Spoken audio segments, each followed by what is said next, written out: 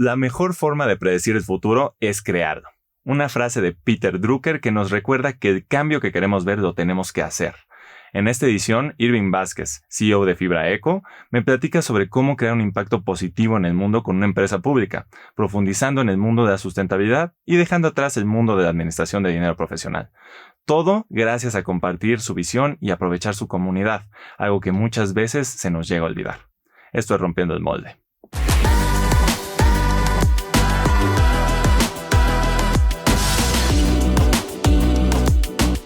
Recientemente ha estado naciendo todo un movimiento de conciencia social y ese está llegando también a las inversiones. Entonces el día de hoy vamos a estar platicando mucho con alguien que se dedica justamente a hacer inversiones más sustentables, que tengan un impacto positivo en el medio ambiente y que ha cambiado su carrera en Asset Management por esta otra vía. Con Irving Vázquez, mi compañero, ex colega y amigo. ¿Cómo estás, mi hermano? ¿Qué onda, Pepe? Todo muy bien, muchas gracias por la invitación. Pues mira, justamente quisiéramos platicar aquí, tenemos mucho en común, tú y yo, desde el manejo de portafolios de acciones, pero bueno, ahora ya como emprendedores también. Pero lo que quiero como enfatizar es justamente este mundo de la sustentabilidad metida a las inversiones y mucho de eso se encapsula en este término ESG. ¿Nos puedes platicar qué es eso, por favor? ESG viene de las siglas en inglés Environmental, Social and Governance, que es del gobierno corporativo. Es decir, la tendencia del ESG es incorporar criterios ambientales, sociales y de gobierno corporativo en los procesos de inversión de los inversionistas institucionales, ¿no? En realidad es cómo tomas decisiones con base en estos criterios para sobre o subponderar, y también es desde una perspectiva de riesgos. Y digamos, esto viene desde muchos años atrás, ¿no? Esto no es nuevo, se encapsula en estas 3 letras, pero no es nuevo. Digamos, el gobierno corporativo, pues tú sabes lo que pasó por ahí de 2001, 2002 con lo que sucedió con Enron, ¿no? Esta empresa pública de energía que resultó que hizo un fraude gigante que quebró la compañía. Y esto fue precisamente porque no había pesos y contrapesos en el gobierno corporativo. O sea, en cómo se maneja la empresa, en la estructura de la empresa misma en cuanto a los managers, directores y todo esto, ¿correcto? Exactamente. O sea, ahí el auditor era también consultor, entonces no era un tercero independiente que realmente revisara que las cosas se estuvieran haciendo bien. Correcto.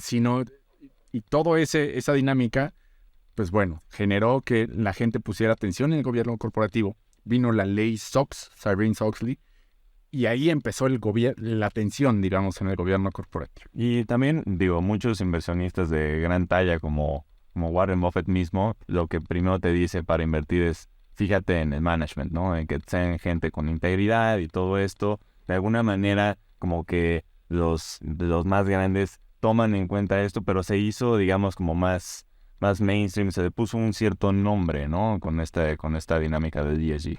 Exactamente, te digo, hacer las estructuras, pesos y contrapesos, pero básicamente es alinear los incentivos. Esto que dices es muy cierto. Hay un libro súper interesante que se llama Freakonomics.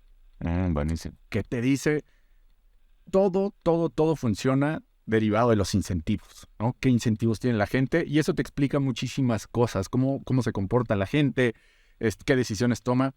Y el hecho del gobierno corporativo es alinear los intereses del management, o sea, de los directivos que manejan la compañía, con aquellos de sus inversionistas. Entonces, por eso pones al board, al consejo de administración, a que vigile al management para que haga las cosas bien, para que no crezca por crecer. Ese tipo de cosas. Ok, y entonces, esta es la parte del gobierno corporativo, la G del ESG, ¿no? Y luego tenemos la parte tanto de impacto social como la del medio ambiente. Tú estás más enfocado en toda la parte del medio ambiente, pero igual platícanos un poquito de las dos. Sí, mira, la parte social de repente se está todavía analizando o digamos se está todavía aterrizando, pero el impacto social que tienen las empresas es muy evidente, Gigante, ¿no? Pero de repente comunicarlo se vuelve muy difuso, ¿no? Porque puede ser un intangible. Por ejemplo, una vez como inversionista me tocó ir a Playa del Carmen, ¿no? A visitar vivienderas. Y había dos vivienderas listadas en bolsa que construían casas en Playa del Carmen. Y entonces nos llevaron una de las vivienderas nos llevó a sus desarrollos. ¿Era Haber, Geo? Pues digamos, era una de esas, ¿no? O sea, una de las vivienderas. Correcto. Digamos, una era 20, Okay. y la otra era otra. Ajá. Y entonces, las casas de la otra viviendera te decían, mira, es una casa de interés social, ¿no? De un segmento medio-bajo. Pero la visitabas ese desarrollo y ya había una tiendita, o ya había una vulcanizadora, o ya había muchos comercios que desordenaban cómo vivía la gente ahí, ¿no? Mientras que ibas a las de 20, por ejemplo, y hacían desarrollos de puerta cerrada, ¿no? De una comunidad cerrada, y el poner atención en cómo desarrollaban, y eran casas del mismo precio, el poner atención en cómo desarrollaban preservaba el valor del activo de la gente que invertía en su vivienda. Ok, o sea, como que había un mayor orden y eso daba un beneficio a la comunidad que al final compraba estas casas. Exactamente, y ese es impacto social, porque ¿qué más impacto social que la vivienda, que es el centro que genera comunidad, ¿no? Ahí por hablarte de lo social, ¿no? Y luego tienes la parte ambiental, y esta ha cobrado muchísimo más relevancia por el cambio climático, ¿no? El cambio climático es el riesgo más importante para nuestra generación. ¿Para la humanidad? Exactamente, para la humanidad, pero en particular para nuestra generación, porque somos la última generación que puede hacer algo al respecto. Okay. ¿No? Y a la que le va a tocar los beneficios o la catástrofe que puede derivar del cambio climático. Okay. Y es que el mundo se puso de acuerdo para no incrementar la temperatura en más de 1.5 grados centígrados. ¿Por qué? Si sucede esto, sube la temperatura, y entonces si sube la temperatura, el efecto de cambio climático se vuelve mucho más rápido, porque se refuerza a sí mismo. Para darte un ejemplo rapidísimo, existe una capa de hielo que se llama el permafrost. Esa capa de hielo típicamente refleja los rayos solares y hace que el planeta no se caliente tanto. Si tú lo derrites, entonces lo que queda es tierra. La tierra es de color negro o café, que esos colores absorben el calor en lugar de rebotarlos. Entonces, digamos, cada vez se absorbe más calor y entonces se rebota menos calor. Entonces, se refuerza a sí mismo este proceso y se acelera. Y círculos viciosos. Exactamente. Por eso es que tenemos ese límite. Y el mundo se puso de acuerdo en ese límite y dijimos, bueno, ¿qué tenemos que hacer? De 2020 a 2030 tenemos que disminuir las emisiones de gases de efecto invernadero en 40%. Que eso es gigante. O sea, imagínate utilizar 40% menos combustible, ¿no? O 40% menos energía. O sea, es algo que requiere muchísimo capital. Hay que sustituirlo también, no podemos nada más dejar de usarlo. Exactamente, requiere una sustitución porque la población sigue creciendo, sigues necesitando bienes, sigues necesitando servicios, y eso demanda una cantidad brutal de energía, ¿no? Entonces, lo que se necesita son empresas que cambien esta forma de consumir, ¿no? O de producir, que realmente tengan una conciencia para mitigar el cambio climático. Y entonces aquí podemos ya llegar a la empresa que tú creaste con tus socios, la que eres CEO, a Fibra Eco, que justamente buscas tener un impacto ambiental relevante que contribuya a pues estos objetivos ambientales que hay. Exactamente, o sea, yo cuando me enteré de esto del cambio climático, digamos ya en forma y de los acuerdos de París, fue en 2017. Y desde ahí yo dije, quiero que mi carrera profesional tenga un propósito. Y me voy a dedicar a ver cómo desde mi trinchera puedo mitigar el cambio climático. Y era desde las inversiones, ¿no? Me empecé a involucrar. Y después vi que ese camino no era tan rápido como se necesitaba, porque lo que se necesitan son proyectos verdes o empresas verdes que realmente mitiguen el cambio climático. Y dije, bueno, si quiero ser agente de cambio, seamos el agente de cambio. O sea, estando desde el lado de las inversiones o como un asset manager, que digo, ahí trabajaste tú en varios, estamos más limitados a simplemente en dónde invertimos el dinero, pero no podemos como que empujar los proyectos, ¿cierto? Exactamente. Tú puedes decidir si invertir con Vinte, ¿no? O la otra, Viviendera, ¿no? Pero realmente no puedes construir una casa. No tienes impacto en la economía real. Yo decía, no, es que hay que tener, para realmente tener más impacto, pues necesitas hacerlo en la economía real. Y entonces tienes de dos. Hay dos sectores que contaminan muchísimo. Tienes la infraestructura y tienes el sector inmobiliario.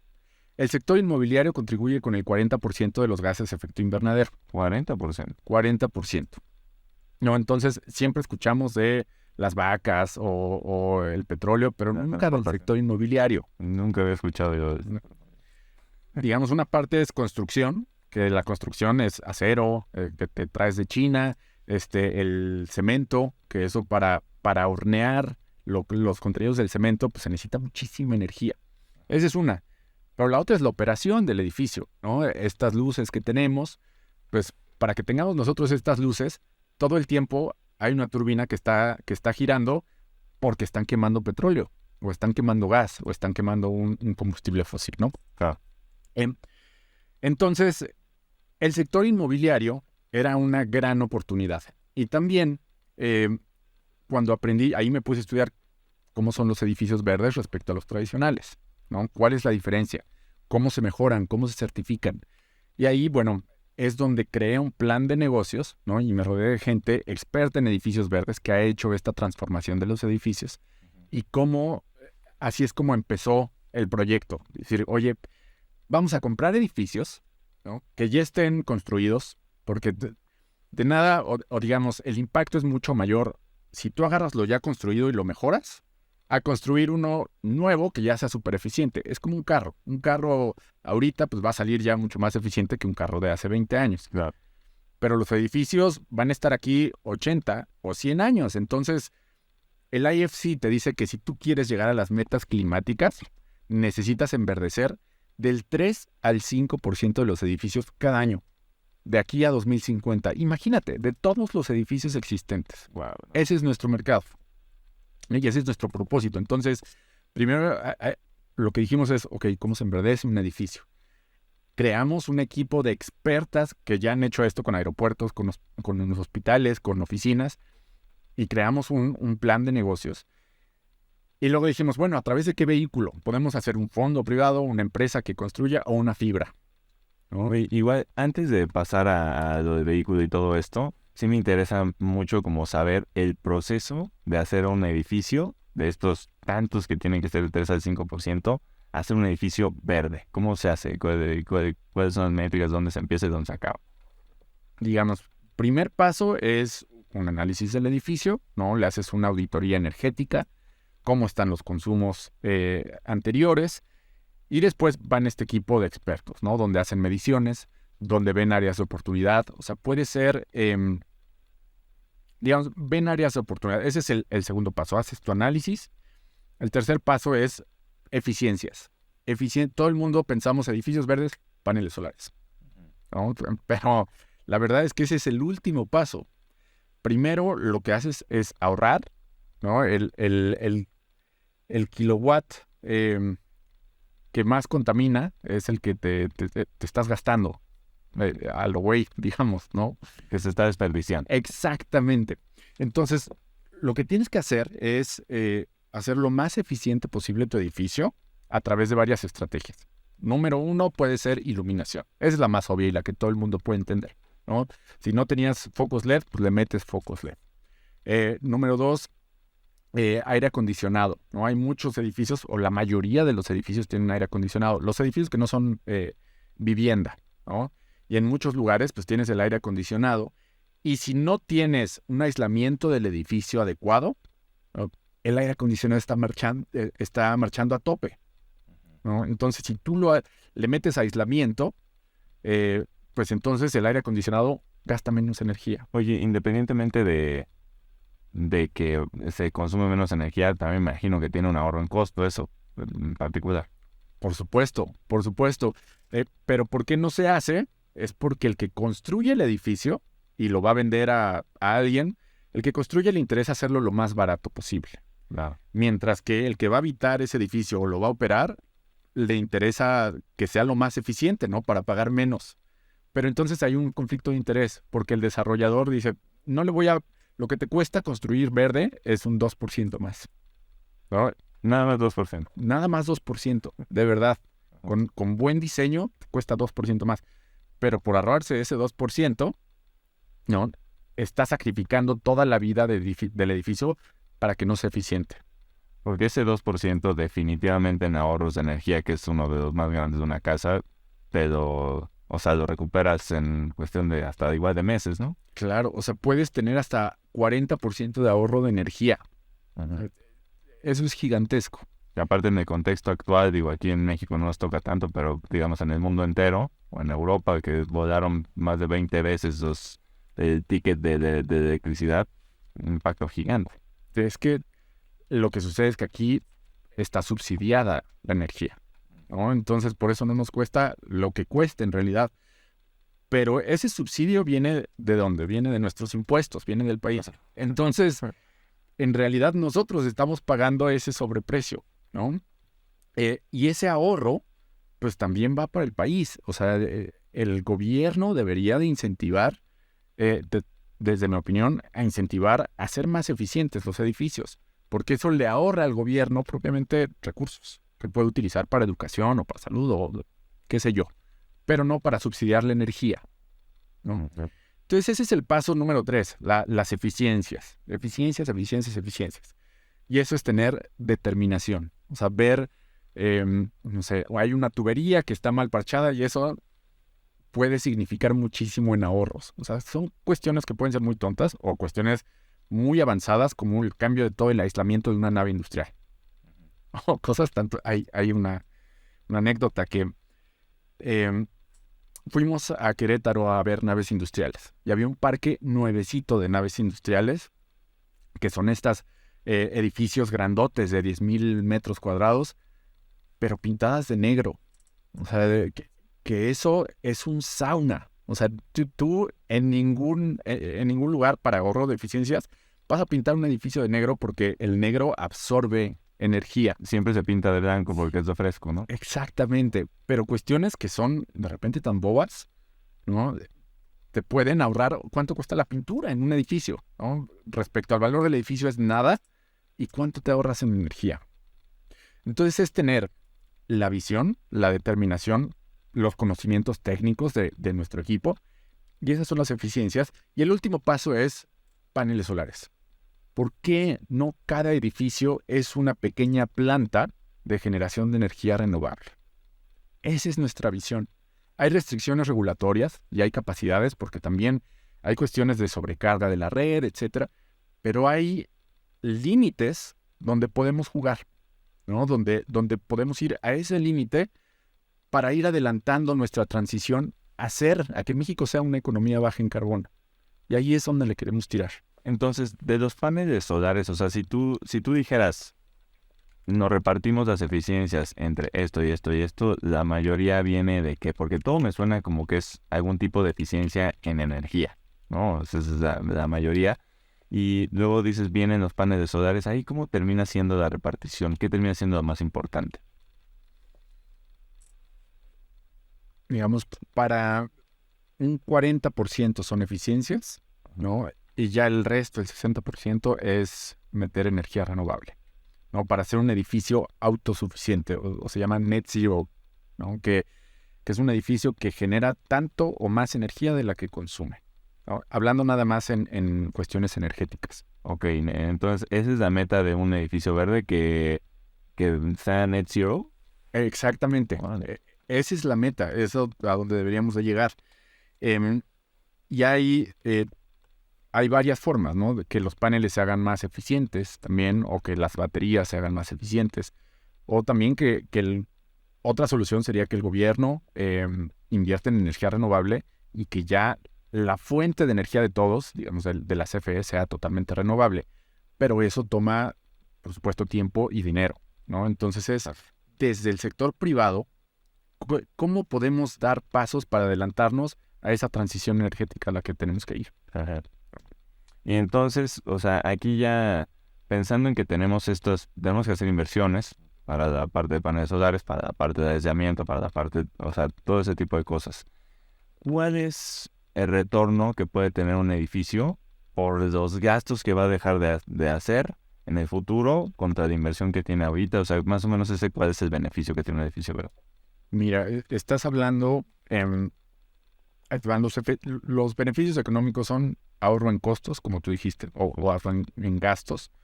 Em, También es un mejor financiamiento. ¿Por qué? Porque ahorita muchas instituciones financieras dan créditos verdes o existen los bonos verdes en el mercado, ¿no? Y el incentivo, es decir, te presto a una tasa más baja si tú haces un edificio verde y lo demuestras, ¿no? Todo debe estar bien demostrado con una certificación internacional, con un buen proceso, auditado, etc. Pero entonces ahí recuperas otra parte. También tienes beneficios fiscales, ¿no? O beneficios en derechos de agua. También por ahí recuperas algo. Ahora, por parte de la demanda, tú sabes que con esto de las metas de los Acuerdos de París, hay muchas empresas, principalmente las grandotas, que han hecho compromisos. De yo para 2030 voy a hacer net zero, ¿no? O yo para 2050 tengo que ser net zero. Pero esto no lo pueden hacer habitando edificios que no sean verdes, que no sean eficientes. Porque el edificio donde habitas es parte de tu cadena de suministro, ¿no? Entonces, desde el lado de la demanda, el edificio de fibra eco es mucho más codiciado, digamos, que un edificio tradicional para estas grandes empresas, ¿no? Claro. Entonces, poco a poco, con mejores rentas, con mayor demanda o menor rotación, con baja en costos operativos, con incentivos en el costo financiero, con todo eso tienes un mayor retorno, ¿no? ¿De cuánto es esta plusvalía? Si lo quieres ver así, los macroestudios te dicen que es alrededor del 5%, ¿no? Y si ves en cuestión de retorno, el CAPEX que le metes al edificio pues puede tener un retorno entre el 15 y el 25%. Vale, es algo. Es bastante. Es bastante. Y cada vez, mientras más eficientes se hacen las cosas, pues es cada vez mayor, ¿no? Y eso es ahorita. Si lo ves hacia adelante, pues también si el petróleo sigue subiendo, pues la energía se va a hacer más cara, o si es más escasa, la energía se va a hacer más cara, y ahí pues tu retorno de tener un edificio autosuficiente en agua y en energía, pues, es mucho mejor. Yeah. En la Ciudad de México, por ejemplo, del 70 al 80% del agua que obtenemos es de las reservas que tenemos en mantos acuíferos, ¿no? Pero estas, debido a que ya llenamos de concreto toda la ciudad, el agua ya no se filtra y no se rellenan. El agua se va a acabar en 20 a 30 años. Entonces, si no has invertido en un edificio autosuficiente, ¿no? Y que sea eficiente también, pues bueno, cada vez vas a necesitar más pipas, que eso lo vemos en muchos centros comerciales, por ejemplo, de la Ciudad de México u oficinas, que son pipas tras pipas, tras pipas, tras pipas. Y es un efecto peor, o sea, porque no solo te sale más caro, sino que para traer esa agua... Pues gastas gasolina. Gasolina, exactamente. Y son más combustibles fósiles y es más calentamiento global y es... ¿Ves? Entonces... Ahí es otro de estos círculos viciosos de los que platicábamos, ¿no? Exactamente. Entonces, por eso es la visión. Un edificio que imite a la naturaleza, que es circular y autosuficiente. No solamente que se parezca, porque eso también es el diseño biofílico, ¿no? Que se parezca estos edificios y selvas urbanas, ¿no? Como el edificio de Milán, icónico, que tiene muchísimas plantas. Eso es muy importante para el ser humano, ¿no? Hay estudios que te dicen que hay un confort social cuando te rodeas de naturaleza. Eso es muy bueno y también tenemos esa visión. Pero no nos confundamos. Lo más importante ahora es el cambio climático y cómo hacemos estos edificios autosuficientes. Oye, ahí me sale la duda, ¿qué tan acompañado te sientes tú? O sea, ¿qué tan sola está Fibra Eco dentro de este movimiento? No solamente en el mundo, donde pues sí vemos algunos países que tienen como que más orientación a ponerse a trabajar en cuanto a esto, pero incluso aquí en México. O sea, me imagino que es un panorama un poco solitario, pero tú platícame. En realidad sí es un poco solitario, porque es una tendencia emergente. Hay poca información o educación, no hay poca información, hay poca educación al respecto. O sea, si tú hablas de cambio climático, no hay mucha conciencia todavía en la sociedad mexicana. Las nuevas generaciones en realidad sí tienen otro chip. Tienen una, pues, no sé si tengas amigos que ya son vegetarianos y no por gusto, sino por cambio climático. Te dicen, oye, pues las proteínas animales contaminan mucho más, ¿no? Entonces mejor me como la comida de mi comida, de lo que iba a ser mi comida, ¿no? Es mucho más eficiente esa transferencia de energía. Pero es una nueva generación y con esas nuevas generaciones que son millennials, generación Z, ahí sí hay mucho acompañamiento, ¿no? Y hay mucho soporte. Pero ahora el capital está en manos, está habiendo una transferencia del capital entre generaciones, ¿no? De la generación X a los millennials, pon tú. Entonces, esta generación X de repente no hay tanta convicción, ¿no? Y cuesta trabajo, pero también la gente entiende que esto se tiene que hacer sí o sí. Y si lo acompañas con beneficios económicos, pues se vuelve atractivo. O sea, eso es lo difícil. Lo que decías hace rato, los incentivos tan claves, ¿no? O sea, ya si platicas eso, ya todo el mundo entiende. Aunque a veces tal vez no la creen de 100% al principio, ¿no? Y, o sea, ahí creo que podemos pasar al tema del vehículo. Digo, esto es una fibra eco, ¿no? Es esta fibra, este vehículo que también funciona en Estados Unidos, en toda Latinoamérica. Ahí nos podrías explicar un poquito cómo es eso y también quisiera profundizar en como tu financiamiento, por qué es una fibra y por qué escogiste todo eso, me interesa bastante. Ok. Una fibra es el mejor vehículo para invertir en el sector inmobiliario en México. ¿Por qué? Porque para eso se hicieron. Es un régimen fiscal, la fibra, que te da beneficios fiscales como inversionista. Lo que hizo el gobierno es decir, ¿cómo generamos una estructura para que el inversionista de a pie, o sea, tú y yo, podamos tener acceso a invertir en desarrollos gigantescos, ¿no? En centros comerciales gigantescos, en parques de naves industriales de 100,000, 200,000, 500,000 metros cuadrados? Porque ni tú ni yo no los podemos construir con nuestro capital. No nos alcanza. Pero me gustaría participar de eso con desde 100 pesos, ¿no? Y que eso me dé las rentas que se están cobrando a la gente que renta en los centros comerciales, ¿no? O las compañías manufactureras que rentan una nave industrial, o los Amazons, o... Entonces, la fibra es, digamos, como una acción, muy similar a una acción que tú puedes comprar y vender en el mercado secundario, pero se beneficia directamente de las rentas de los edificios que reparte básicamente todas esas rentas a quien tenga acción. Exactamente. La fibra es dueña de inmuebles, de edificios que están rentados. Esas rentas pasan a la fibra los tiene que subir como dividendo. O sea, por ley tienes que distribuir el 95% de las utilidades fiscales. Entonces, es un vehículo de dividendos, como si tú pusieras un local, te digo, como si construyeras un local y lo rentas, ¿no? Que la abuelita siempre de repente, si tenía terrenos y construyó locales, es algo así, ¿no? Nada más que en el mercado financiero. Tú en lugar de inmuebles tienes CEBEFIS, es lo mismo que las acciones, ¿no? Tienes CEBEFIS que cotizan en el mercado y entonces tú esa inversión, lo bueno es que en cualquier momento la puedes vender. Vas al mercado y dices, listo, vendo mi inversión y yo obtengo mi dinero. Mientras que si tú inviertes directamente en bienes raíces, en inmuebles, pues te cuesta ir al notario si quieres vender, ¿no? O si estás en copropiedad, pues tienes que ponerte de acuerdo. Es muy ágiles. Y es costoso también el operar el real estate en la economía real, si le queremos decir así. Claro, pero la escala lo que te da pues es mayores beneficios. Y lo último, perdón, el gobierno lo que hizo para incentivar esto, de nuevo los incentivos, fue poner beneficios fiscales. Tú cuando compras una fibra, si la fibra vale 100 pesos, tu acción o el CEBEFI en realidad vale 100 pesos, y luego a lo largo de 10 años vale 200 pesos, por esa ganancia tú duplicaste tu dinero y vas a pagar 0 impuestos como persona física, ¿no? Por esa ganancia de capital. Si tú tienes un local y pasa lo mismo, Hacienda te dice, oye, me toca mi parte, ¿no?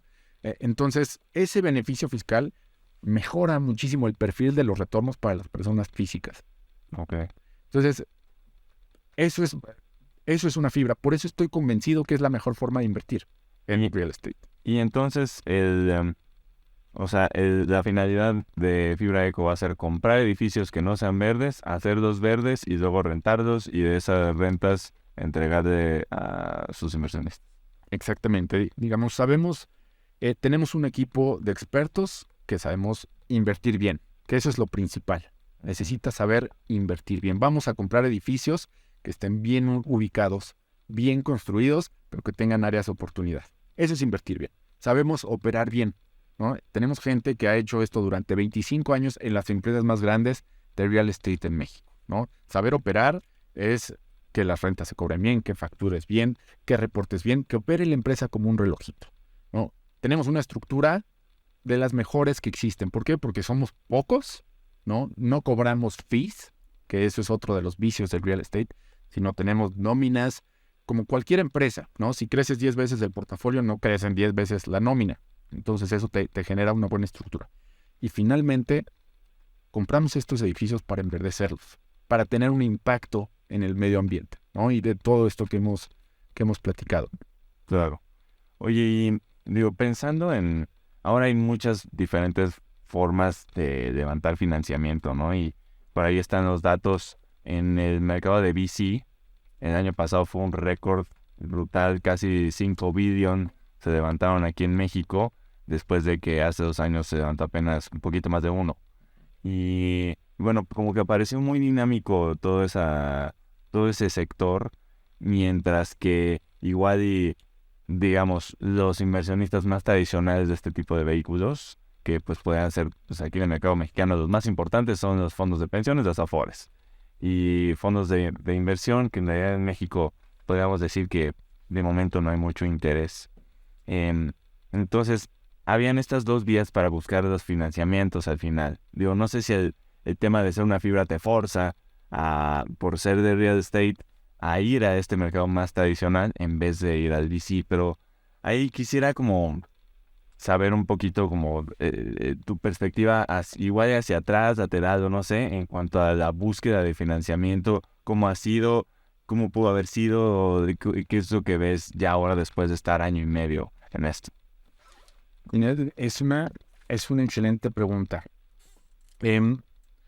Porque la fibra, al ser un vehículo público, como cualquier empresa que sale a bolsa, pues cualquiera puede invertir en la empresa, ¿no? Desde la bolita que tiene sus ahorros en una cuenta, en una casa de bolsa, hasta la Afore, ¿no? Pero también le puede entrar un fondo de capital privado, ¿no?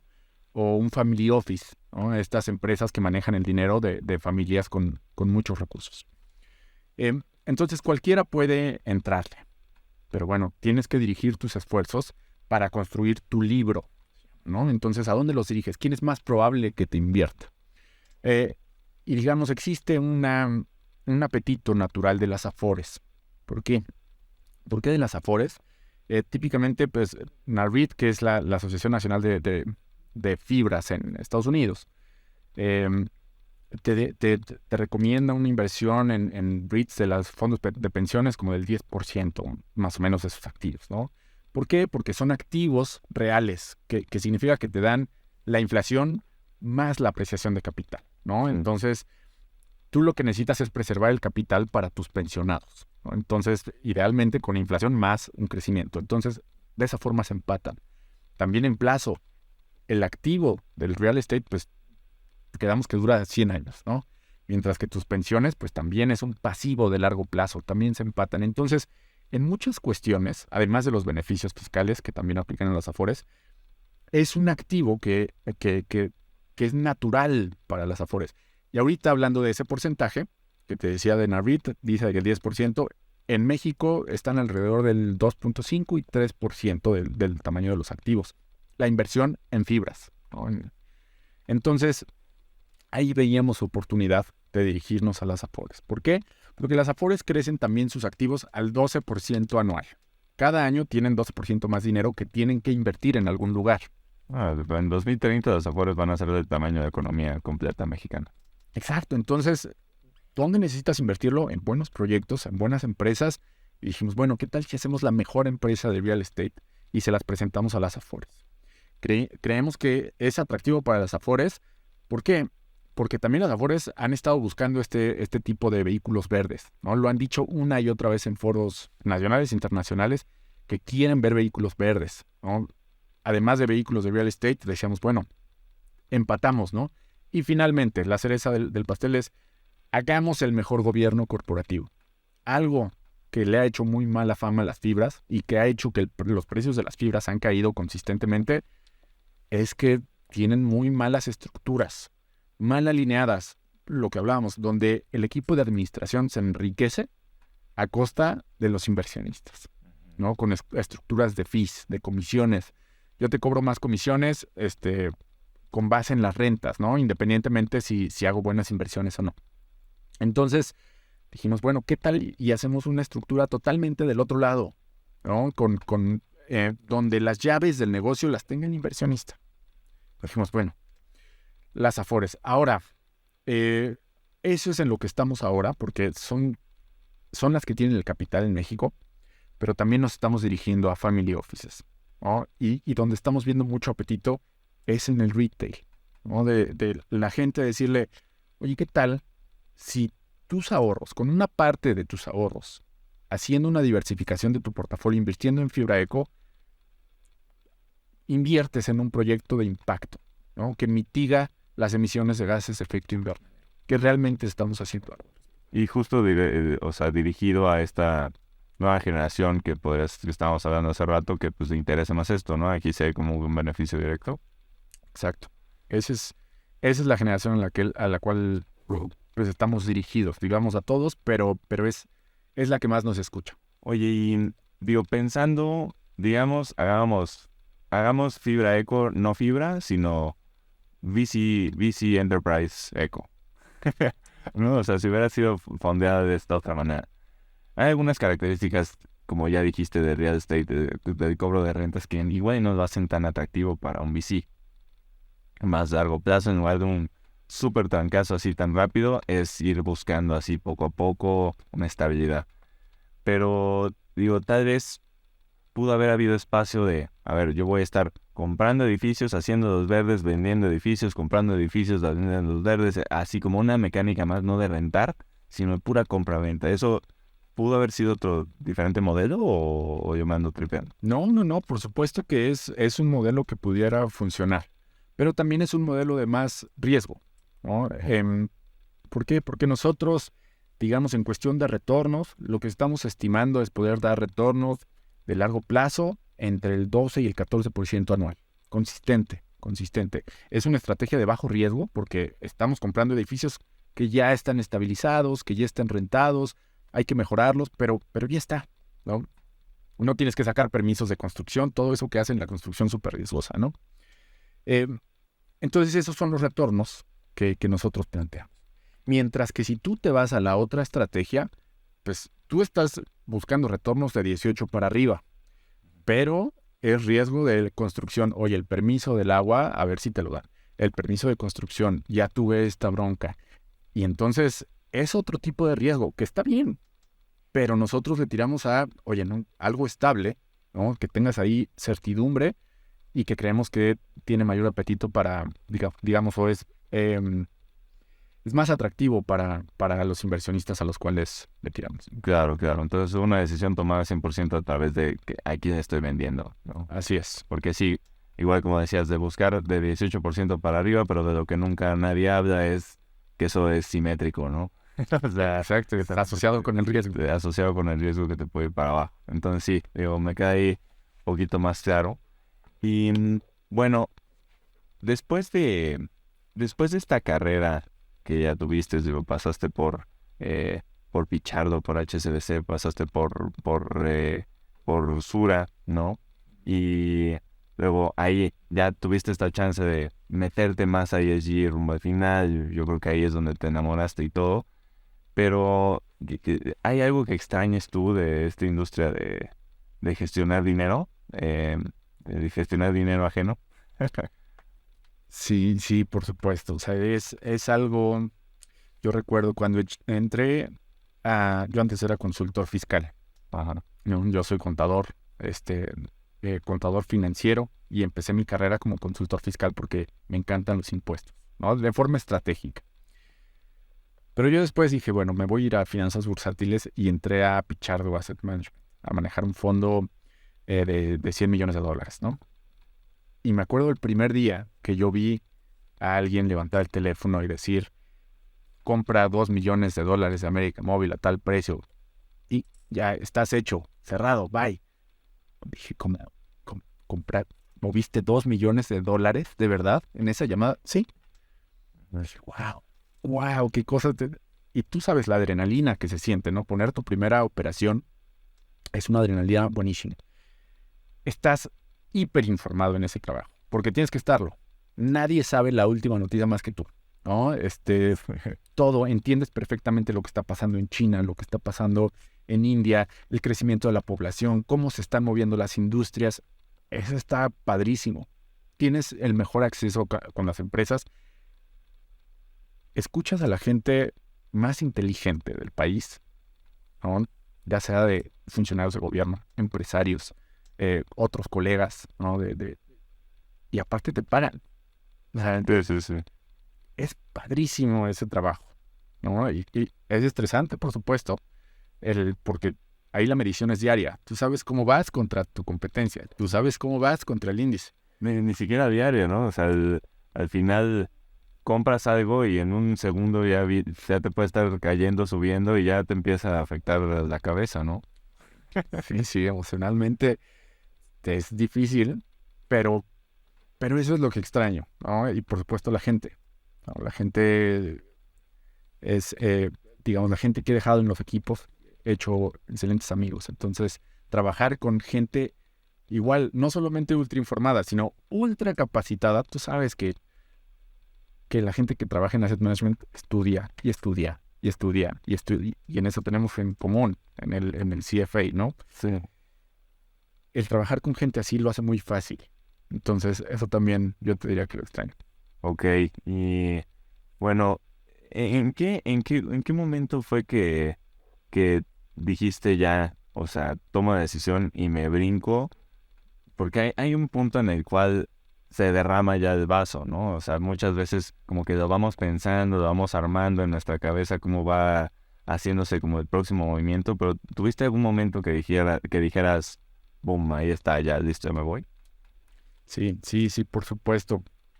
Em, desde que yo entré a este sector, he sido una persona inquieta en el sentido de tener ideas, ¿no? De emprendimiento y de independizarme. Porque soy un creyente que para hacer crecer al país, pues es mucho más difícil hacerlo crecer desde una institución, ¿no? Que si tú creas algo nuevo, ¿no? Creas algo nuevo que tenga mayor exposición, mayor crecimiento, etcétera. Y eso también es retribución para ti, no solo económica, sino en creatividad de crear cosas, como tú que te saliste y creaste. Eso es padrísimo. Entonces yo ya tenía muy claro que quería crear algo, ¿no? En algún negocio. Y pensaba oye, ¿y qué tal y hago un fondo? ¿Qué tal y hago esto? ¿Qué tal y hago aquello? Y de repente llegó la idea de la fibra, de, oye, pues hagamos un proyecto verde, una fibra, tal. Y empecé, eso fue en medio del COVID. Me dio COVID en 2020 y yo tenía mucho tiempo. Y ahí se me ocurrió y lo empecé a diseñar, empecé a hacer un business plan, empecé a conectarme, tal. Y encontré gente que decía, oye, me gusta tu visión, yo me uno contigo. Quiero construir esto contigo. Que yo no me lo esperaba, que la gente se subiera así tan fácilmente. Y fue una tras otra. Y de repente ya era algo muy grande. Y vi apetito por parte de algunos inversionistas que dije, oye, ¿qué tal? ¿Qué te parecería esto? Y me dicen, oye, suena una gran idea. Y ahí dije, no voy a tener mayor certidumbre que ahora. Es un gran proyecto, la gente es atractivo para la gente, es atractivo para inversionistas. Fue ahí. Pues fíjate que ahí empato mucho en todo esto que platicas, a ver, también sobre este espacio que nos dio el COVID. Yo creo a ti, a mí y a mucha gente como de replantear las cosas, como los objetivos, de los propósitos de qué quieres hacer, como que después de vivir de cerca, que pues la humanidad la vivimos cerca, ¿no? O sea, yo creo que es un trauma colectivo horrible y de empezar a ver, si es esto lo que yo quiero hacer o dónde está mi mayor como que propósito, ¿no?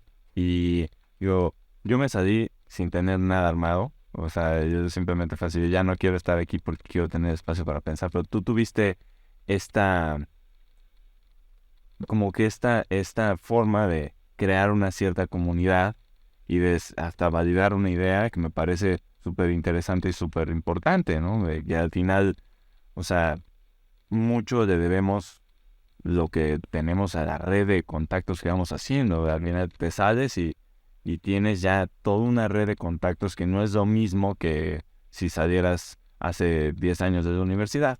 Entonces, el cultivar esta red de contactos, el estar platicando tu idea y todo esto, ¿cómo fue que lo empezaste? ¿Quién fue de los primeros que te empezaron a como que pues sí, alentar a que sí lo hicieras? Y, y, y sí, ¿qué tan importante fue eso de compartir? Pues mira, importantísimo porque fui redondeando la idea. O sea, tú sabes que una idea jamás es o sea, una idea que ves ahorita súper exitosa, jamás es el producto de una sola persona. O sea, es decir, yo tuve la idea de Fibra Eco. O sea, sí, pero la idea de Fibra Eco es un conjunto de ideas de gente ultra talentosa que va construyendo sobre esa idea, Claro. ¿no? Entonces, pues sí, al principio dije, ok, una fibra que haga edificios verdes, ¿no? Bueno, ¿cómo hacemos edificios verdes?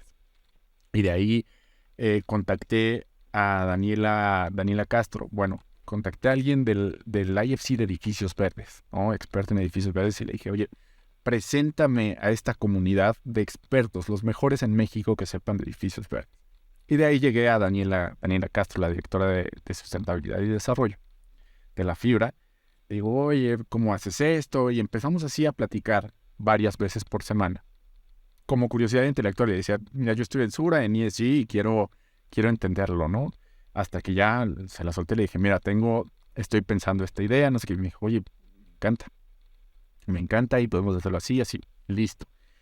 Y así fui después con otra persona, que ya no está en el proyecto, pero un cuate que estaba en finanzas, en H-City, un muy buen amigo que iba a ser el CFO, y entonces empezamos a delinearlo también y a redactar un business plan, y así íbamos haciendo contactos. Después Roberto Contreras, que estuvo muchísimo tiempo en Prudential, él venía de Prudential, lleva toda la vida en asset management, pero de los edificios, ¿no? En operaciones de los edificios, y lo entrevistamos y dijimos, hace súper clic.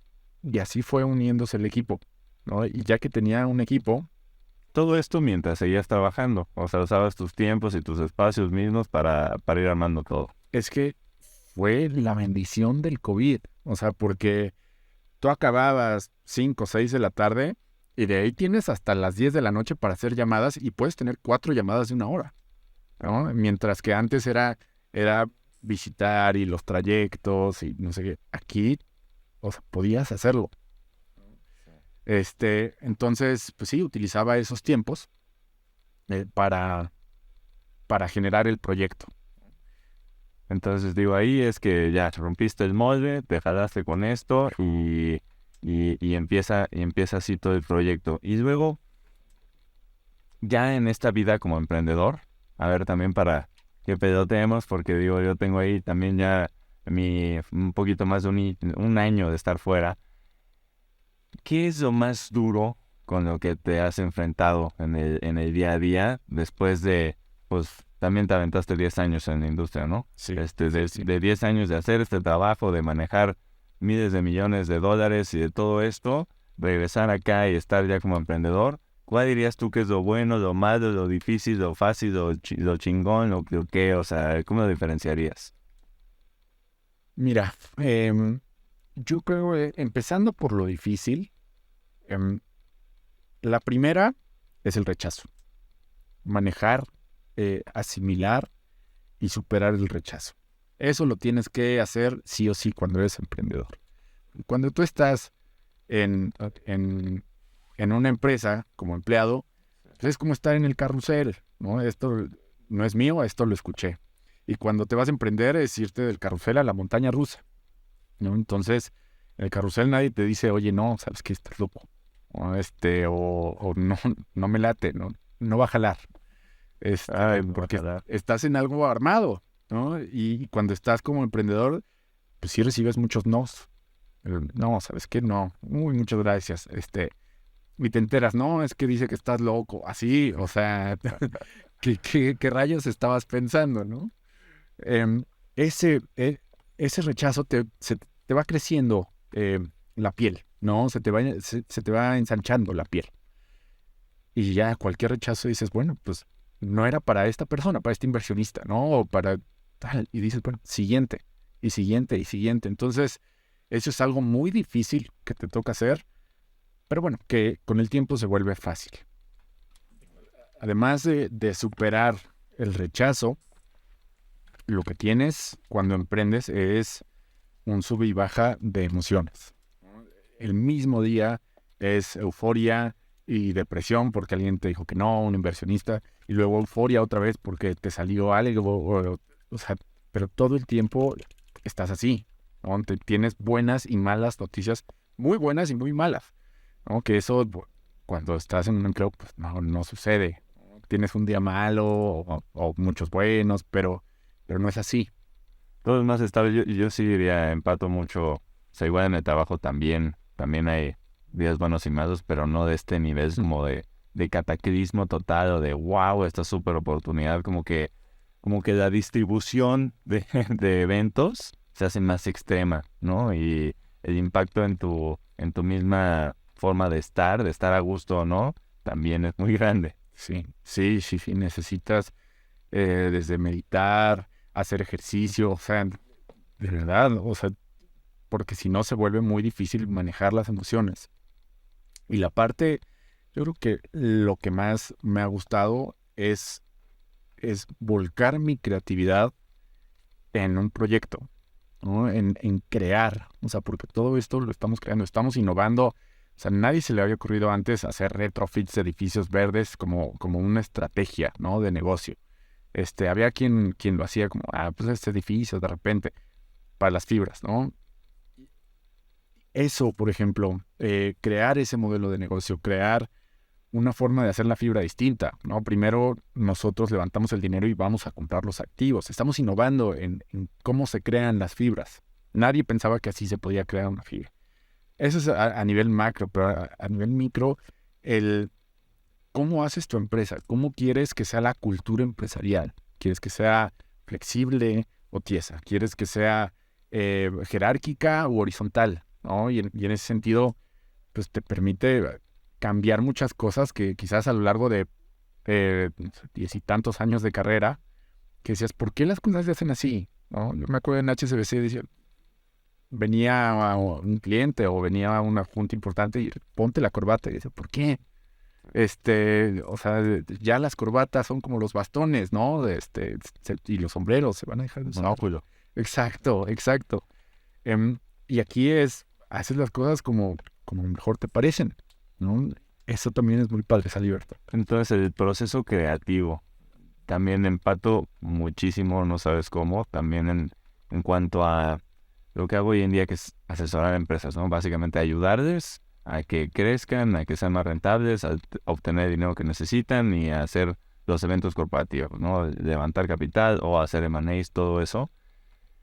Creo que cuando estamos haciendo esas estrategias, cuando estamos teniendo esas juntas, cuando estamos como que logrando esas metas y bueno, con la presión que eso implica y con todo pues sí, justo ese proceso creativo que mencionamos, enfocarlo en eso, yo me quedo así como de uff, o sea, increíble estarme desempeñando en mi mejor versión todo mi tiempo en esto que verdaderamente genera valor, ¿no? O sea, eso creo que es hasta adictivo. Y luego lo veo hacia atrás y digo, ¿cuánto tiempo tiré haciendo esto? Lo que me decían, ¿no? Aunque sí pensando diferente, creando procesos, haciendo ciertas cosas, de cierta manera estás dentro de una cierta caja.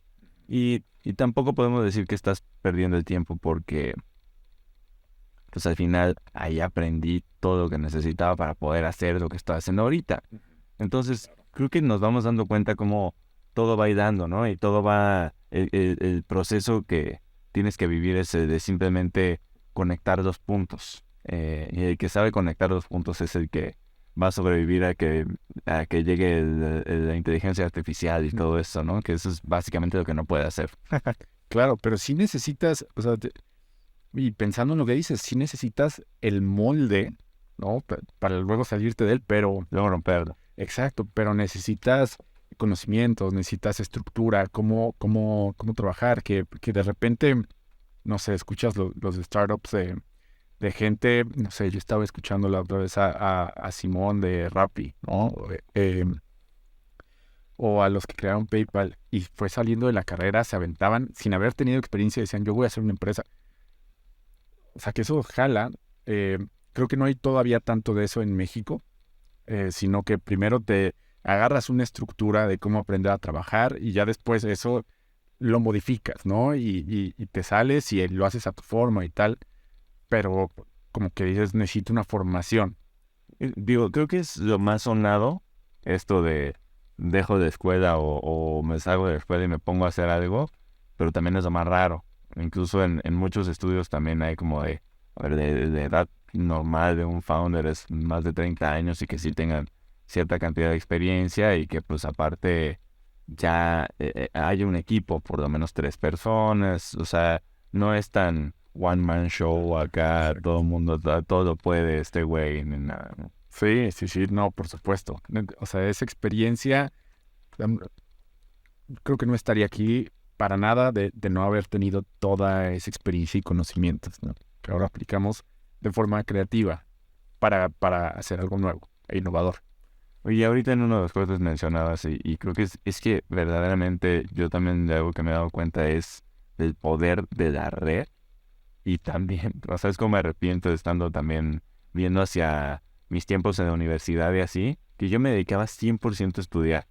O sea, yo me dedicaba a estudiar pero hasta la madre y tantas conexiones que puedes ir haciendo con gente, ¿no? Al final, la solución de un problema, más que un libro, te lo puede dar una persona, ¿no? Ayudándote a resolverlo, más que explicándote cómo, que lo que sea. Pero entonces, el poder de la red, o sea, ya me platicabas desde que empezaste a concebir la idea, pero tú cómo ves ese poder de la red y cómo detonarlo y hasta cuáles son las mejores maneras de activarlo de cierta forma, como de que tú has vivido. Bien. En realidad, tú sabes que la industria de gestión de inversiones es pequeñita, ¿no? Y algo distinto de esta industria es que conoces a tu competencia, o sea, porque se hacen eventos y conferencias donde todo el mundo convive. Es muy fácil hacer esta red, o sea, en el mismo medio, ¿no? En el medio financiero.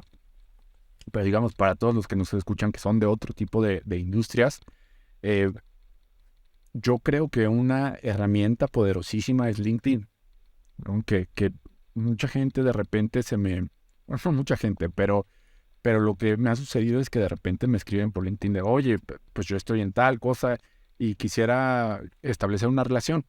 Y pum, dices, oye, sí, tengo media hora, tengo 45 minutos, platiquemos. Y así vas creando relaciones de, oye, pues yo estoy haciendo esto, yo estoy haciendo el otro.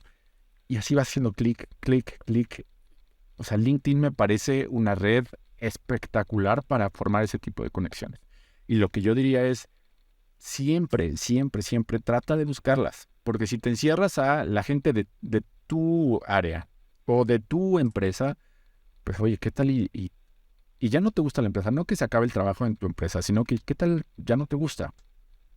Si tuvieras conocidos o amigos o relaciones que fuiste construyendo en otros lugares, o sea, fuera de tu escuela y de las obvias, pues, sino que realmente las construiste a propósito, oye, eso te da un abanico de oportunidades mucho más grande. Entonces, este beneficio de red que dices, ahora lo veo clarísimo, porque buscas una solución a un problema y es alguien que te dice, mira, yo conozco a tal persona que está haciendo esto, que igual y no te lo resuelve, pero que conoce a otra persona que está en tal, y eso es maravilloso. O sea, eso te cambia tu carrera, cambia tu futuro, cambia lo que vas a hacer y lo potencia, desde lo que he visto ahora afuera. Luego también creo que hay un cierto como que tabú de no platicar tanto de negocios o de cómo te está yendo con tus amigos o con tus conocidos o con quien tal, que yo recientemente también lo agarré y lo puse en la basura donde tiene que estar, ¿no? Porque pues al final si yo le hablo a mis cuates que tienen empresas o que son emprendedores o que lo que sean, que yo sé que son exitosos, y digo, a ver, ¿cómo armamos algo chingón? ¿O de qué manera te ayudo a algo de finanzas? O sea, y creo que muchas veces, o bueno, a mí, en lo personal, como que decían, no, igual y, pues nada, o sea, estoy ahí como que presionando y tal, pero pues para nada, porque lo que estás haciendo es, pues, sumar, ¿no? Entonces, como que sí es importante quitarnos eso de la cabeza de que, pues, estamos dando datos, lo que sea, porque pues lo que se necesita es talento que resuelva problemas aquí en China, ¿no? Entonces, creo que es muy importante justo esto. No, claro. Uno de mis mejores amigos, que es empresario desde hace 10 años, o sea, empezó en una startup. Bueno, él creó su startup de una empresa de innovación en infraestructura, y me decía hace unos meses, es que la gente hace negocios con sus amigos, o sea, no por compadrazgo, porque tus amigos es la gente en la que confías, y tus amigos sabes que no te van a fallar y que van a dar todo para que juntos lleguen al resultado, ¿no? Entonces, por eso la gente hace negocios con sus amigos. Vuélvete amigo de las personas, no solamente seas tieso de negocios, sino realmente conoce más allá de la relación de negocios, porque así generas confianza y lo que dices, oye, que te ayudo, ¿cómo podemos mejorar esto? ¿Cómo podemos hacer aquello? ¿Cómo podemos construir algo? O sea, definitivamente hay que hablar las cosas, ¿no? Es una de las lecciones que me dio uno de mis mejores amigos. Sí, no, totalmente de acuerdo, no sabes cómo. Y bueno, ahorita ya vamos hacia el final de este rato que nos estamos pasando aquí en Rompiendo el Molde. Creo que, o sea, claramente tú lo rompiste muy, muy fuerte. Creo que de una manera similar lo hemos hecho. Y mira, quisiera hacerte ya un par de preguntas finales. La primera es, ¿qué quisieras haber aprendido? O sea, ¿qué sabes hoy más bien que quisieras haber aprendido hace 10 o 15 años que te hubiera como que puesto en un camino todavía mejor del que estás ahorita, que te hubiera cambiado para bien?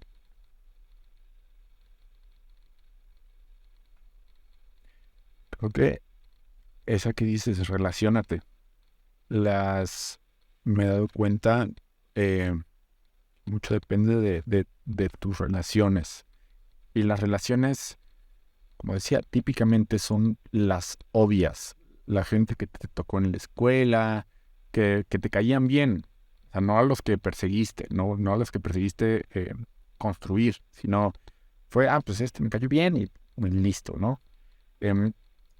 Pero de yo darle un consejo a mi yo más joven, Sí. sería, busca relacionarte, busca mentores.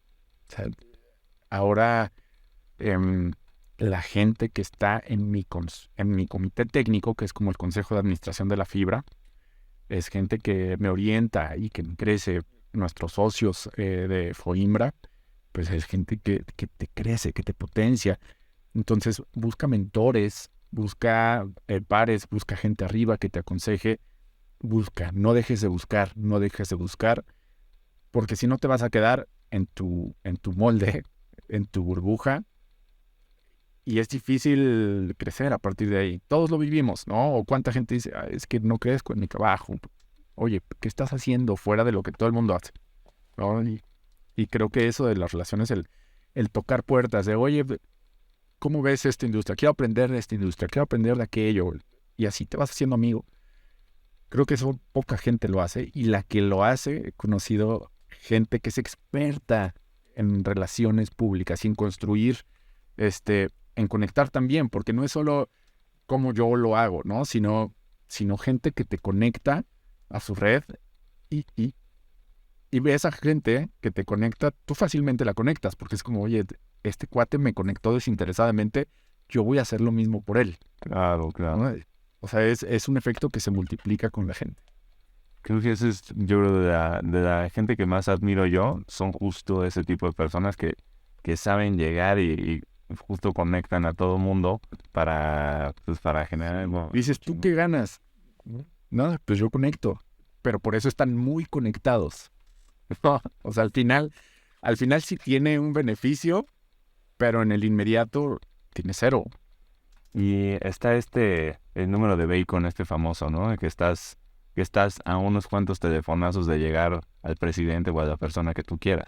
Creo que eso, si lo pensamos de verdad, es muy correcto. O sea, en unos cuantos teléfonos, quien sea, ya sea pues sí, o sea, ya sea de cualquier nivel social, de cualquier lo que sea, si tú conoces a alguien, aumentan tus posibilidades de llegar a esa persona con la que tú necesitas. Creo que ahí es como el factor de 5 veces, ¿no? Que puedes llegar a cualquier persona. Uh-huh. Entonces sí, o sea, igual acá nosotros en 3 contactos puedes llegar a Elon Musk, puedes llegar al presidente, puedes llegar a Donald Trump, ¿no? Y no te imaginas, pero verdaderamente es algo que tenemos que cultivar acá. Sí, para la vida, no solo para la vida, sino, bueno, para los negocios es clave saber llegar a la persona correcta. Y es lo que dices, con la gente correcta llegas a la gente correcta. Oye, y ahí mencionabas el fondo con el que trabajaste ahí. ¿Cuál es como una recomendación o algo para gente que también te pone como este tipo de capital semilla para que puedas empezar con un negocio, empezar con un emprendimiento? ¿Qué es lo más importante que tú verías y qué es lo que hay que buscar en ese tipo de sociedad? Mira, yo diría que debes de buscar que te aporten algo más que capital, porque el capital es un commodity, ¿no? Los commodities son bienes que son indistintos, ¿no? O sea, los frijoles o el maíz, pues da igual qué frijoles te dan, da igual el maíz que te dan. El capital es lo mismo, es lo mismo, es dinero. Tienes que buscar un socio que te aporte algo más, que te aporte experiencia, que te aporte contactos, que te aporte la forma de hacer las cosas, ¿no? O sea, que realmente te potencie, o incluso hasta emocionalmente, que te diga, no, a ver, no pasa nada, sacudamos, no, y sigámoslo pegando. No, o sea, ese es un socio que yo recomendaría, ¿no? Básico. ¿Y qué es lo más importante? La confianza, ¿no? Porque puede haber muchas cosas, puede haber talento, pero si no hay confianza, pues la relación no sirve, ¿no? Tanto tú con ellos como ellos están apostando por ti. Y antes que todo, o sea, oye, todavía no está la fibra hecha, ¿no? Todavía, digamos, no está cotizando, ¿no? Pero están apostando por este equipo porque tienen confianza en nosotros. Y eso es algo que se gana difícilmente, ¿no? Y se tiene que ir construyendo, pero yo diría que es lo clave.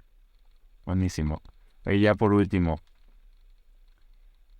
¿qué es lo que tú le dirías a los casi 8,000 millones de personas que le llamamos a este planeta Tierra, nuestro hogar? ¿Qué les dirías, recordarías cada mañana para que todos viviéramos mejor? Uy, eso es difícil. Eso es difícil porque asume que tú sabes algo que los 8,000, otros 8,000 no. Es recordarles también, no es nada más decir. Pues mira, yo perdí a mi madre de cáncer hace unos 3 años, ¿no? Y en esos procesos, digo, antes del cáncer fueron 5 años de enfermedad, ¿no? Y te das cuenta de qué es lo importante cuando, o sea, porque ese amor con esos escenarios de estrés, te das cuenta que haces lo que sea por ciertas personas, ¿no? Y te das cuenta de que es lo importante. Sí, tu trabajo, sí, lo que sea, pero el darte cuenta de lo importante y recordarlo, creo que hace que tomes decisiones de las cuales no te vas a arrepentir en el futuro. ¿No? Decir, oye, pues yo llegué hasta acá, o yo llegué hasta acá, pero le di espacio a lo importante. Y yo diría eso es lo que aprendí. Y lo que trato de recordar de aquí hacia adelante. Enfocarse en lo importante. Nada más que el amor para la madre. Sí, sí, sí. A toda madre, mi hermano. Pues mira, te deseo todo el éxito del mundo, que el lanzamiento de Fibra Eco sea un éxito rotundo, que se llegue, que puedas vivir y ejercer tu propósito, que verdaderamente es claro y lo vibras aquí. Y bueno, pues muchísimas gracias por estar acá, por ponernos una muestra de cómo romper el molde. Y pues ánimo, mi hermano. Ahí estaremos echándote porras cuando salga a bolsa esto. No, muchísimas gracias. Y nada más, pues como comercial, tenemos estimada la oferta pública para finales de octubre, ¿no? Ya se va a anunciar en periódicos y va a ser público el anuncio. Pero bueno, también invitar a la gente a que invierta. Pues puedes invertir desde 100 pesos con un contrato en alguna casa de bolsa. Y bueno, puedes ser parte de todo este proyecto que estamos armando, ¿no? Y pues encantado. Aquí sumando voluntades. Totalmente. Cualquier cosa, ya saben, te pueden escribir en LinkedIn también a mi privado y va a estar saliendo mucha información, me imagino, con respecto a la fibra. Muy interesante. Si quieren sumar una buena causa, ahí va a estar Fibra Eco para ustedes. Muchísimas gracias, mi hermano. Listo. Gracias a ti, Pepe. Muchas gracias por acompañarme a romper el molde. No olvides darle like, suscribirte, dejar tus comentarios y compartir este video con alguien a quien le pueda interesar. Recuerda que la intención aquí es simplemente sumar, y mucho te agradeceré que nos ayudes a llegar a más gente. Muchas gracias a Move Lab por ser la casa de Rompiendo el Molde, y por ser un espacio creativo dedicado a la producción audiovisual. Y a Kluma, clúster mexicano de animación, que impulsa tanto al desarrollo del talento en el mundo de producción audiovisual. Si eres un creador de contenido o quieres tener experiencia en producción, asegúrate de contactar a Kluma y a Move. De nuevo, muchas gracias por escucharnos, espero que podamos seguir creciendo juntos y que sigamos rompiendo el molde.